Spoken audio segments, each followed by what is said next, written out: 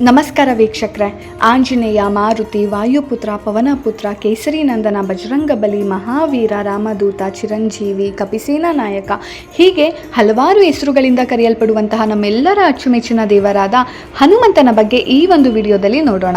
ಅದಕ್ಕಿಂತ ಮುಂಚೆ ನೂತನ ಸ್ಟೋರೀಸ್ ಯೂಟ್ಯೂಬ್ ಚಾನಲ್ನ ಸಬ್ಸ್ಕ್ರೈಬ್ ಮಾಡ್ಕೊಳ್ಳಿ. ಶಿವನ ಅವತಾರವೆಂದು ಪರಿಗಣಿಸಲಾದ ಹನುಮಂತನು ಶ್ರೀರಾಮನ ಪರಮ ಭಕ್ತ. ಲಂಕೆಯಿಂದ ಸೀತೆಯನ್ನು ಸುರಕ್ಷಿತವಾಗಿ ಮರಳಿ ತರಲು ನಡೆದ ಘಟನೆಯಲ್ಲಿ ಈತನ ಪಾತ್ರ ಪ್ರಮುಖವಾಗಿದೆ. ರಾಮನಿಗಾಗಿ ಹನುಮಂತನು ತೋರಿದ ಪ್ರೀತಿಯು ನಿಸ್ವಾರ್ಥ, ಶ್ರದ್ಧೆ ಮತ್ತು ಭಕ್ತಿಯಿಂದ ಕೂಡಿದೆ. ತನ್ನ ಯಜಮಾನನಿಗಾಗಿ ಪ್ರಾಣವನ್ನೇ ಕೊಡಲು ಲೆಕ್ಕಿಸದ ಮಹಾನ್ ವೀರ, ತ್ಯಾಗಮಯಿ ಈತ. ತನ್ನ ಎದೆಯನ್ನೇ ಸೀಳಿ ಭಕ್ತಿಯನ್ನು ತೋರಿಸಿದ ನಿಷ್ಠಾವಂತ ಈತ.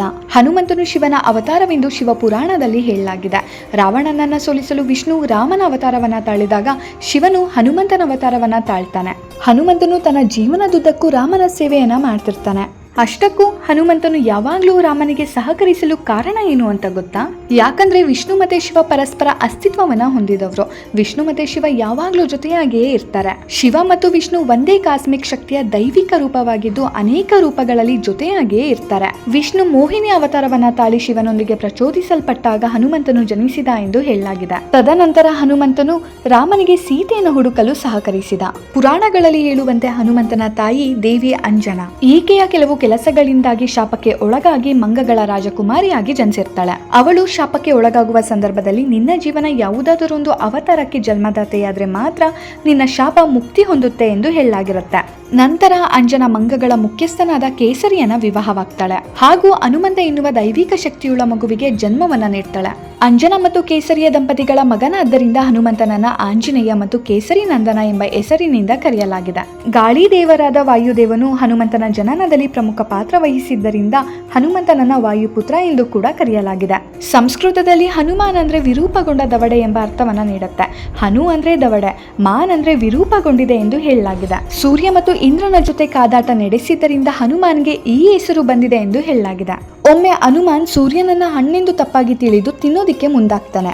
ಸೂರ್ಯನನ್ನ ಹನುಮಾನ್ನಿಂದ ರಕ್ಷಿಸಲು ಇಂದ್ರದೇವನು ತನ್ನ ಆಯುಧದಿಂದ ಹನುಮಾನ್ ಮೇಲೆ ಹಲ್ಲೆ ಮಾಡ್ತಾರೆ. ಇಂದ್ರನ ಹೊಡೆತವು ಹನುಮಾನ್ನ ದವಡೆಗೆ ಬಿದ್ದು ಆತನ ದವಡೆಯು ವಿರೂಪವಾಗುತ್ತೆ. ಅಂದಿನಿಂದ ಆಂಜನೇಯನನ್ನ ಹನುಮಾನ್ ಎಂದು ಕರೆಯಲಾಗಿದೆ. ಇಂದ್ರನಿಂದ ಹಲ್ಲೆಗೊಳಗಾದ ನಂತರ ಹನುಮಂತನು ತೀವ್ರವಾಗಿ ಗಾಯಗೊಂಡು ಪ್ರಜ್ಞಾಹೀನನಾಗ್ತಾನೆ. ತನ್ನ ಮಗನ ಅಸಹಾಯಕ ಸ್ಥಿತಿಯನ್ನ ನೋಡಿ ಕೋಪಗೊಂಡ ವಾಯುದೇವನು ತ್ರಿಮೂರ್ತಿ ದೇವರುಗಳತ್ತ ಗಾಳಿ ಬೀಸೋದನ್ನ ನಿಲ್ಲಿಸ್ತಾನೆ. ಗಾಳಿ ಇಲ್ಲದೆ ತ್ರಿಮೂರ್ತಿ ದೇವರುಗಳು ಉಸಿರಾಟದ ಸಮಸ್ಯೆಗೆ ಒಳಗಾಗ್ತಾರೆ. ಇದನ್ನ ನೋಡಿದ ದೇವಾನುದೇವತೆಗಳು ವಾಯುದೇವನ ಬಳಿ ಹೋಗಿ ಗಾಳಿಯನ್ನ ನೀಡುವಂತೆ ಕೇಳ್ಕೊಳ್ತಾರೆ. ಆಗ ವಾಯುದೇವನು ಇಂದ್ರ ಮತ್ತು ಸೂರ್ಯದೇವರು ಬಂದು ಮಾಡಿದ ತಪ್ಪಿಗೆ ಕ್ಷಮೆ ಕೇಳಬೇಕು ಹಾಗೂ ಪ್ರಜ್ಞಾಹೀನ ಸ್ಥಿತಿಯಲ್ಲಿ ಬಿದ್ದಿರುವ ನನ್ನ ಮಗ ಹನುಮಾನನ್ನ ಮೊದಲಿನಂತೆ ಮಾಡಬೇಕೆಂಬ ಆದೇಶವನ್ನ ನೀಡ್ತಾನೆ. ವಾಯುದೇವನ ಆದೇಶವನ್ನ ಒಪ್ಪಿ ಇಂದ್ರ ಮತ್ತು ಸೂರ್ಯದೇವನು ಹನುಮಾನನ್ನ ಪ್ರಜ್ಞಾಹೀನ ಸ್ಥಿತಿಯಿಂದ ಮರಳಿ ಯಥಾಸ್ಥಿತಿಗೆ ಬರುವಂತೆ ಮಾಡ್ತಾರೆ. ತದನಂತರ ಎಲ್ಲಾ ಪ್ರಮುಖ ದೇವರುಗಳು ಹನುಮಾನನ್ನ ಹಲವಾರು ವರಗಳಿಂದ ಆಶೀರ್ವದಿಸ್ತಾರೆ. ಅದರಲ್ಲಿ ಒಂದು ವರ ಅಮರ ಎನ್ನುವ ವರವಾಗಿದೆ. ಅಂದ್ರೆ ಹನುಮಂತನ ಸಾವು ಅವನ ಸ್ವ ಇಚ್ಛೆಯಿಂದ ಮಾತ್ರ ಸಂಭವಿಸಲು ಸಾಧ್ಯ. ಇಂದ್ರ ಮತ್ತು ಸೂರ್ಯನಿಂದ ದವಡೆಗೆ ನೋವು ಮಾಡಿಕೊಂಡ್ರು ಕೂಡ ಹನುಮಂತ ತನ್ನ ಬಾಲ ಚೇಷ್ಟೆಯನ್ನ ಬಿಡ್ಲಿಲ್ಲ.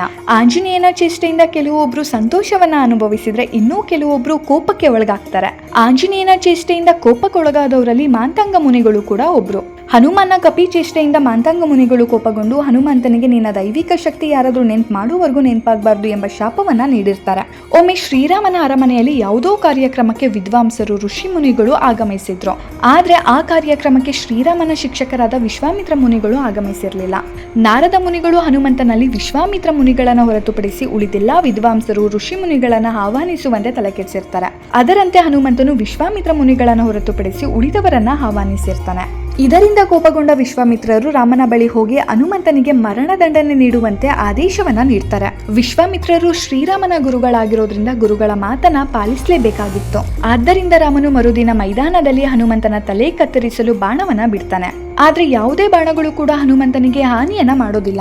ಯಾಕಂದ್ರೆ ಹನುಮಂತ ಆ ಸಂದರ್ಭದಲ್ಲಿ ಶ್ರೀರಾಮ ಎನ್ನುವ ರಾಮನಾಮವನ್ನ ಜಪಿಸ್ತಾ ಇರ್ತಾನೆ. ಇದರಿಂದ ಮನನೊಂದ ನಾರದರು ತಮ್ಮ ತಪ್ಪನ್ನ ಒಪ್ಕೊಂಡು ಕ್ಷಮೆಯನ್ನ ಕೇಳ್ತಾರೆ. ಒಂದಿನ ಕುತೂಹಲದಿಂದ ಹನುಮಂತನು ಸೀತೆಯ ಬಳಿ ಹೋಗಿ ನೀವು ನಿಮ್ಮ ಹಣೆಗೆ ಕುಂಕುಮ ಅಥವಾ ಸಿಂಧೂರವನ್ನ ಯಾಕೆ ಇಟ್ಕೊಳ್ತೀರಾ ಅಂತ ಕೇಳ್ತಾರೆ. ಆಗ ಸೀತೆಯು ಶ್ರೀರಾಮನ ಆಯಸ್ಸು ಹೆಚ್ಚಾಗಲೆಂದು ಎಂಬ ಉತ್ತರವನ್ನ ನೀಡ್ತಾಳೆ. ಇದರಿಂದ ಹನುಮಂತನು ಪ್ರಭಾವಿತನಾಗಿ ರಾಮನ ಮೇಲಿನ ಪ್ರೀತಿಯಿಂದ ಸಿಂಧೂರವನ್ನ ಇಟ್ರೆ ನನ್ನ ಸ್ವಾಮಿಗೆ ಸಂತೋಷ, ಆಯಸ್ಸು ತೇಜಸ್ಸು ಹೆಚ್ಚಾಗುತ್ತದೆ ಎಂದು ತಿಳಿದು ತನ್ನ ಸಂಪೂರ್ಣ ದೇಹಕ್ಕೆ ಸಿಂಧೂರವನ್ನು ಹಚ್ಕೊಳ್ತಾನೆ.